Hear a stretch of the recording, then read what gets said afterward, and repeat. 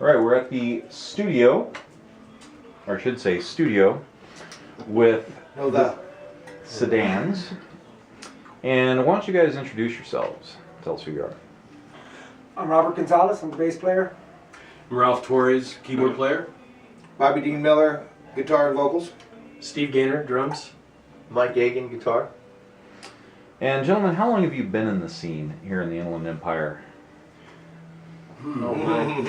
Well, we got the Sedans together. It was summer '83, and I was playing in another band with Steve.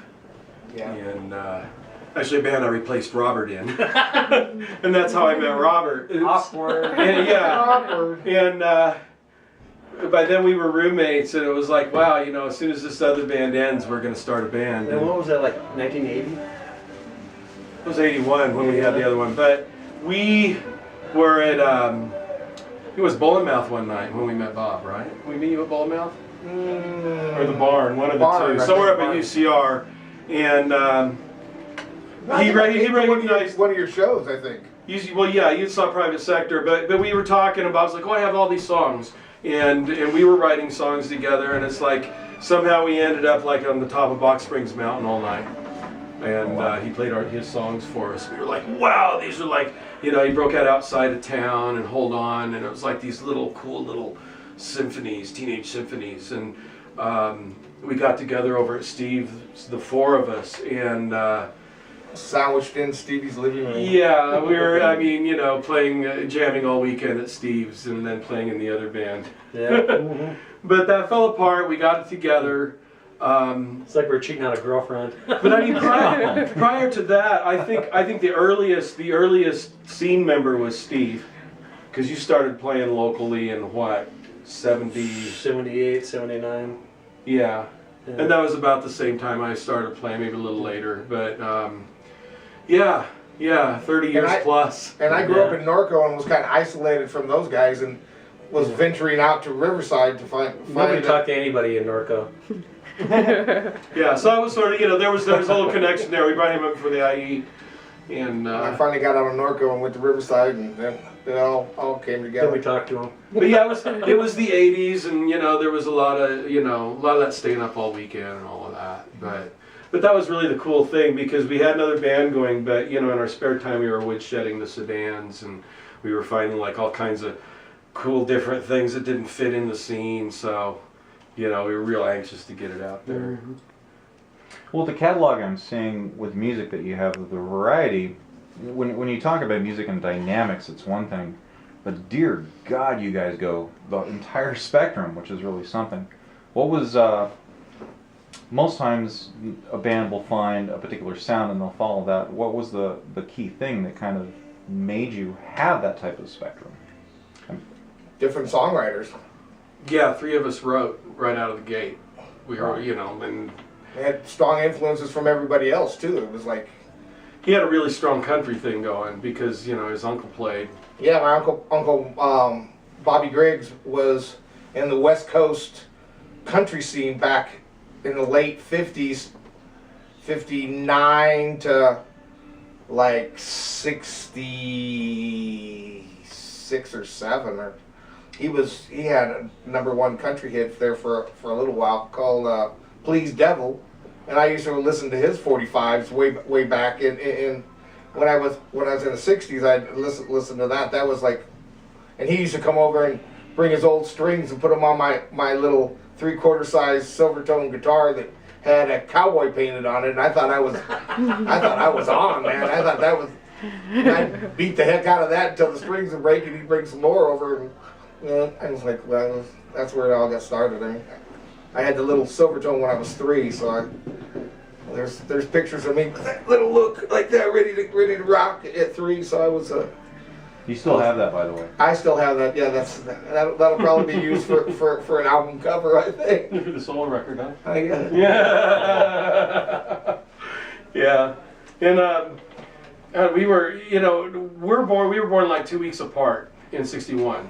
So, But on opposite ends of the country. yeah, opposite ends of the country, and you know, we're both Latino, but he's Puerto Rican and I'm Mexican, so there was sort of this cool thing there, and I mean, I think for both of us, along with like nursery rhyme songs and stuff, we had the Beatles, and that was, growing up with that was awesome. I mean, when we met, it was like, wow, we had all these things in common and stuff, and certainly the Beatles. And I was a big '70s pop guy. All my friends were listening to Zeppelin and stuff, and I was like, Chicago and ELO, and the more pop, big vocal stuff.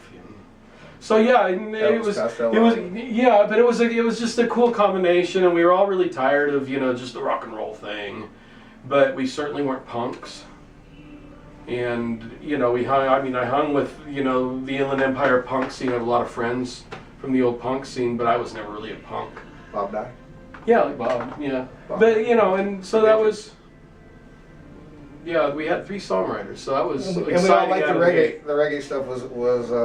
Yeah, there weren't not a lot of people playing reggae or ska at that point, so we were going out and breaking some of that stuff out, and it was really not a lot of people had seen white guys playing reggae. They were used to the Bob Marley thing. And all we were just talking about this outside, actually, and I was thinking about bringing it up, so I guess I will, because, we'll be posting some of the music. And for a younger audience, when you think about white guys playing reggae, the first thing you're going to think of is Sublime. I know, yeah. But see, that's sort of a cool thing that, when we started out, reggae was still sort of a niche kind of thing, and now it's like every kid sort of has the Legend album, Bob Marley's Legend album. It seems like it's sort of a rite of passage, like the Beatles are for a lot of kids. There's so much more for young people to draw from now. I mean, in '83 we had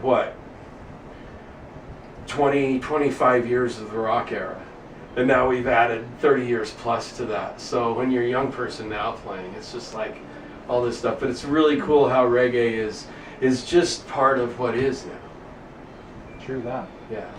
So with 30 years, that's some time in. And what would you say is one of the keys to longevity, to be able to make it through that amount of time?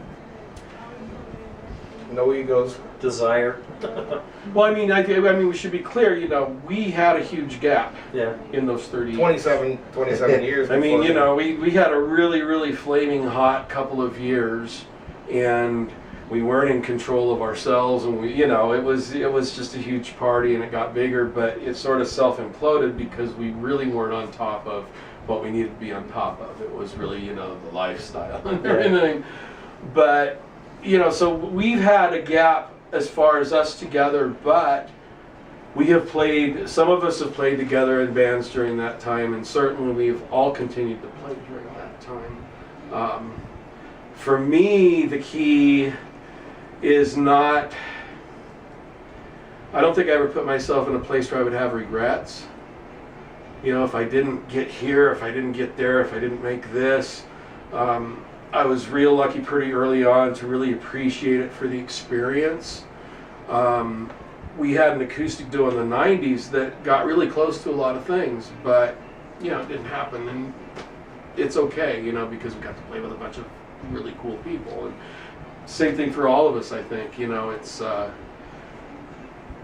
left the area. I mean, I literally picked up and moved. Yeah. moved to Arizona. When we did the split, he left town, and it was a real. It was tough. I mean, there's a lot. Because we all, all our identities were in it at that time, being young, and but it was, the egos and stuff. And so the key to longevity would be separation. Yeah. But honestly, I mean, to sum it up, there was such a great thing at the time, and then to be able to come back to it, we're all still healthy, and we've let a lot of water flow under the bridge, and we can appreciate each other. Plus, we've also played with so many other people, and we've never really hit that same thing that we had when we played together. So. Sorry.